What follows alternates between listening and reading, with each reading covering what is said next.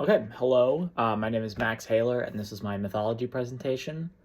So I'm going to be doing the option two, Hero's Journey in Modern Media, and I am going to talk about a television or a movie, and the movie is going to be Star Wars, and it's going to be Luke's journey through the first movie, which I feel like is a pretty Campbellian representation of Hero's journey. Overall, I would say in episode four, Luke's journey follows Campbell's hero's journey pretty closely.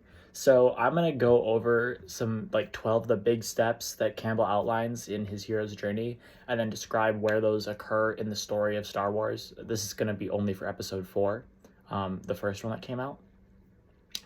And then so for like a general rule of thumb, if I don't point out that it doesn't follow Campbell, it probably does follow Campbell because Star Wars is pretty online. There's about two or three elements that don't really follow the linear structure that Campbell outlined in his book. So here we go. Let's just start here. So we're going to talk about first is the ordinary world. This is like when Luke is on Tatooine and he is just living his life with his aunt and uncle and stuff. That's kind of setting up the journey, what he's going to do on later, and setting up where he's coming from.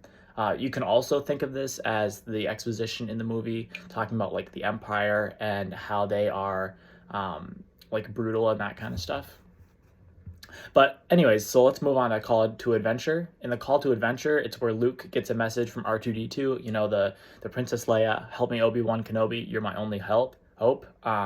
It kind of gets Luke going like, okay, I should go seek out this new identity and this new interesting thing, and that would be Obi-Wan Kenobi, because he wants to know who this person is.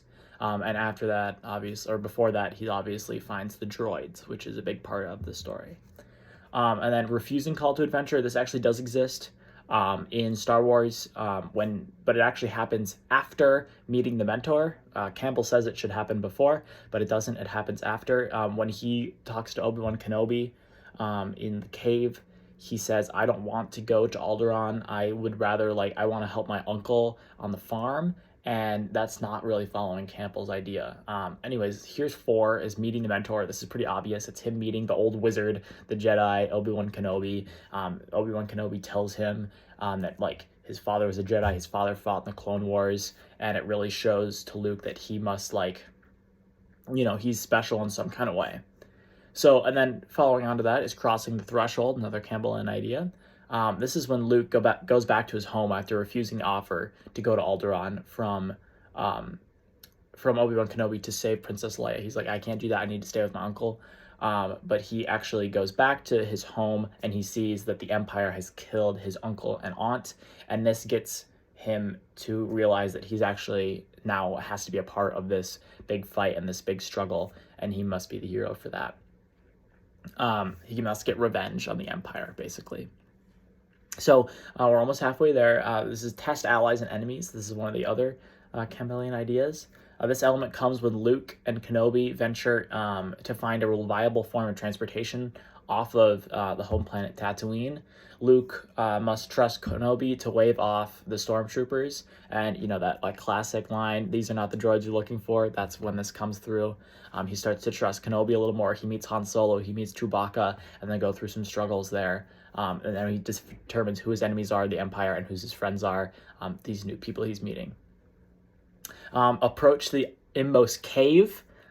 This follows pretty similarly to Campbell as well. After escaping the Imperials, when they try and leave on the Millennium Falcon, they have a pretty calm area, a calm region of time where they start talking about the Force, and Kenobi's like, oh no, Alderaan has been destroyed, and they realize that the Empire is pure evil because they're destroying planets and all that kind of stuff.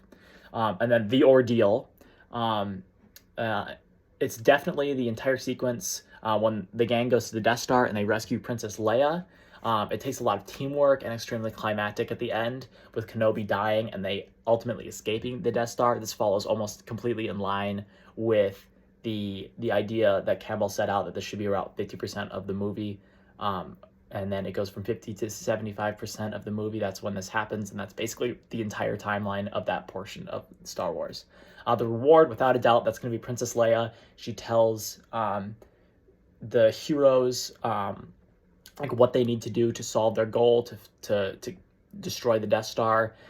She gives them the information. It's hard fought. I mean, Kenobi dies for it, but obviously, it's going to be well thought because that's the reward, which is the ninth part of Campbell's ideas. So now Campbell also lays out that there must be a road back. And this is like an apprehension about the main character not wanting to finish this journey. However, in Star Wars, this really doesn't happen. Luke, after learning from Leia how to destroy the Death Star, doesn't really have an apprehension. Generally, it's talking about like how their consequences pull them into how the consequences of their actions up into this point pulled them back into the story. But Luke is just deadhead straight ahead. He hops in his X-wing and he goes to destroy the Death Star. So that's not very a Campbellian idea, but it's still it doesn't exist in Star Wars, but it is a Campbellian idea. Okay, and then Resurrection. This is like the main climax generally, and this is pretty obvious. It's when Luke and his fighter pilot buddies go into the trench run and destroy the Death Star. It's when Luke uses his knowledge learned throughout the story about his like power of the Force to destroy the Death Star. It's almost like bar for bar Campbell in the movie. It's really interesting watching it again and thinking about the hero's journey while you're watching it. And then at the end of the movie, this is the return with the elixir, and the elixir is obviously his new relationships and his idea of the Force. That's a pretty elixir-like idea. Okay, great. So that is how Campbell relates to Star Wars. It's episode 1, at least, is almost completely following Campbell, with the exception of a few, like the apprehension and all that kind of jazz. But I really want to talk about now is the question 1, or the question 2, is explain how the film or television show reflects the audience's attitudes about science. So this is really interesting because the first episode of Star Wars came out in 1977. And I just wanted to say that by the time Star Wars came out, the general public in the United States especially was very interested in science and beyond that, space travel. Obviously, before 1977, you had in 1969 people landed on the moon for the first time. That's still pretty fresh in people's ideas. I mean, people started flying into space in the 1950s, and by the end of the 60s, they were on the moon. That's a huge amount of progression.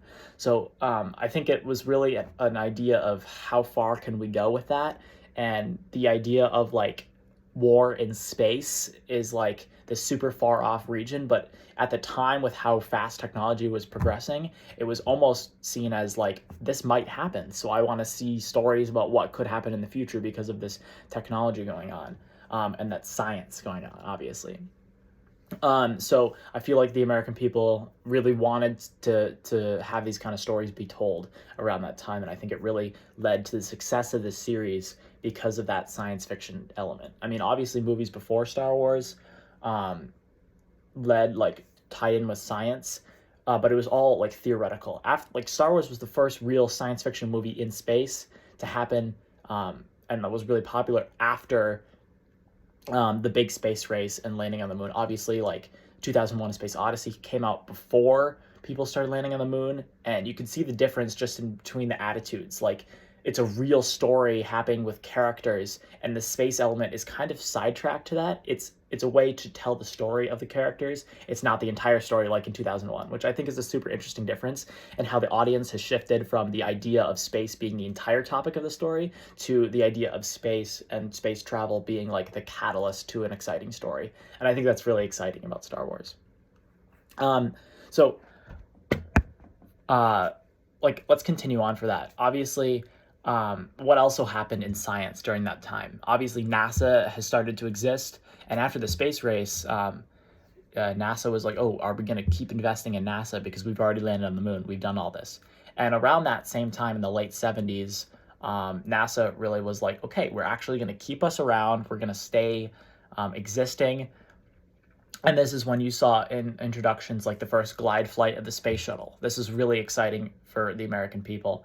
Obviously, seeing this plane that's going to fly in space someday, that's like a super big scientific leap from the capsules that they were flying in to the moon. And that kind of really showed that, oh, there are X-Wings, and now there's also space shuttles. So I think the audience to this Star Wars show really, really connected with the idea that that space wasn't the entire topic of the movie. It was more of the catalyst to the story. I'm just gonna list some other things that happened in 1977 alone that are like these huge like leaps in science, even in especially in astronautics and all that kind of stuff. So on August 20th, 1977, I wrote these down. I hope that's all right. Voyager 2 was launched. Voyager 2 was launched before Voyager 1. And then September 5th, Voyager 1 was launched.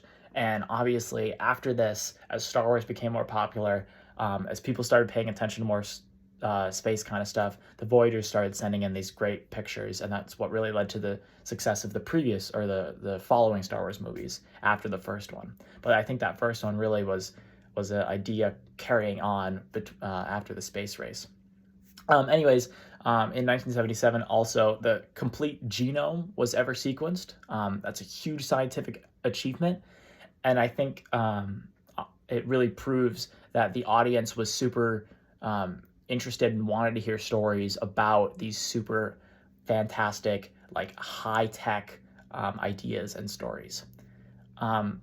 June 5th, the first Apple II computer was on sale.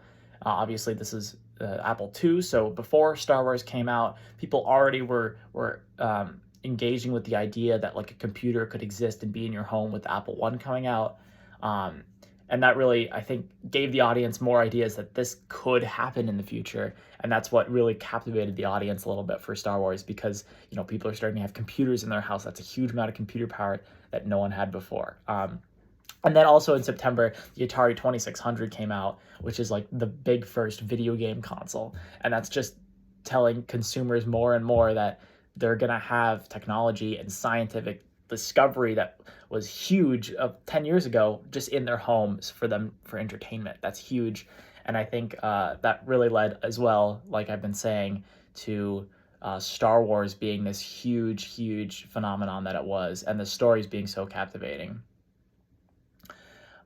Anyways, I also want to touch on some race ideas that, like, with the science happening in the space race, I feel like other elements of the space race also came in to view there, with all the pilots and the astronauts in the space race being generally white males and pilots in the military.